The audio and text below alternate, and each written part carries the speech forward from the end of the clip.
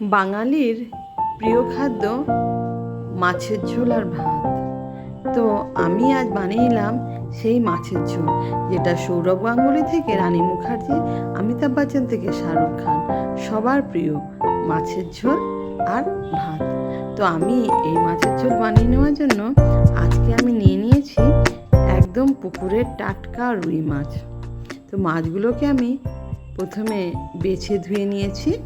ধুয়ে মাছের উপরে অল্প করে নুন, হলুদ গুঁড়ো এবং দিয়ে দেব লঙ্কার গুঁড়ো, দিয়ে ভালো করে হাত দিয়ে এগুলোকে আমি মাখিয়ে নেব।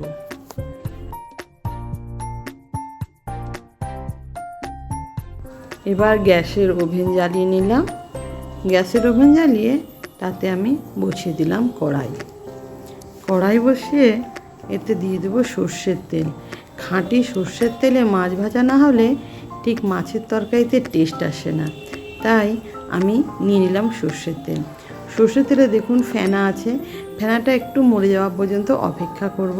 তেলটা ভালো করে গরম করে নিয়ে আমি এবার আস্তে আস্তে করে তেলটা কড়াইয়ের গোটা গায়ে লাগিয়ে দেব, যাতে মাছ ভাজা কড়াইয়ের গায়ে না আটকে যায়।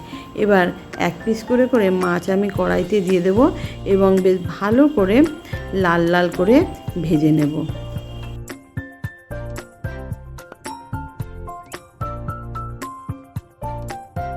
দেখুন মাছগুলো আমার প্রায় লাল লাল করে ভাজা হয়ে গেছে। এবার মাছ ভাজাগুলো অন্য পাত্রে রেখে দিলাম। এইভাবে লাল লাল করে ভেজে নেব। খুব বেশি ফের কড়কড়া ভাজবো না, কারণ তরকারিতে খুব বেশি কড়কড়া কিন্তু ভালো লাগে না। লাল লাল ভাজা হবে, কিন্তু হালকা একটু নরম নরম করেই ভাজা হবে। তো আমার মোটামুটি কিছুটা মাছ ভাজা হলো এবং পরে আবার কিছুটা মাছ দিয়ে দিলাম। অন্যদিকে মাছের জন্য নিয়েছি পেঁয়াজ, আদা, টমেটো আর কাঁচা লঙ্কা। এইগুলো দিয়ে আমি একটা পেস্ট বানিয়ে নেব।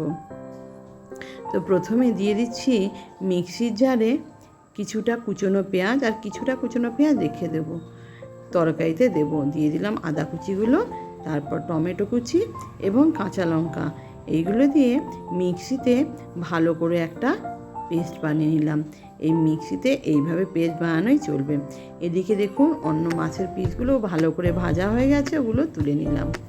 এবার কড়াইতে ওই মাছ ভাজার তেলে আরেকটু তেল দিয়ে উপর থেকে দিয়ে দিলাম কালো জিরে এবং যে কুচনো পেঁয়াজ কিছুটা রেখেছিলাম সেইটা দিয়ে একটু পেঁয়াজগুলো ভাজা ভাজা হতেই তাতে দিয়ে দিলাম একে একে হলুদ গুঁড়ো, একটু কাশ্মীরি লঙ্কার গুঁড়ো, অল্প জিরে গুঁড়ো এবং অল্প করে ধনে গুঁড়োটা অল্পই দিলাম। দিয়ে এইভাবে সবটাকে ভালো করে একটু কষাতে থাকলাম। নুনটা দিতে ভুলে গেছিলাম, নুনটাও দিয়ে দিলাম। তারপর একটু কষিয়ে আমি যে মিক্সিতে পেস্টটা বানিয়ে রেখেছিলাম পেস্টটাও দিয়ে আবার একটু বেশ ভালো করে এইভাবে নাড়াচড়াটা করে নেব। ততক্ষণ পর্যন্ত করব যতক্ষণ না তেল ছেড়ে যায়। তেল ছেড়ে গেলে এবার দিয়ে দেবো জল দিয়ে ফট করে কিন্তু মাছগুলো দেব না, জল দিয়ে কিছুক্ষণ ঢাকনা দেব, যাতে ঝোলটা যখন পুরোপুরি ভালো করে ফুটে উঠবে তখন একে একে ভেজে রাখা মাছের পিসগুলো ওই ঝোলের উপর দিয়ে দেব। দেখুন আমার মাছের ঝোল একদম রেডি। আপনারা অবশ্যই বাড়িতে ট্রাই করবেন, আর ভালো লাগলে একটা লাইক আর সাবস্ক্রাইব করে দেবেন।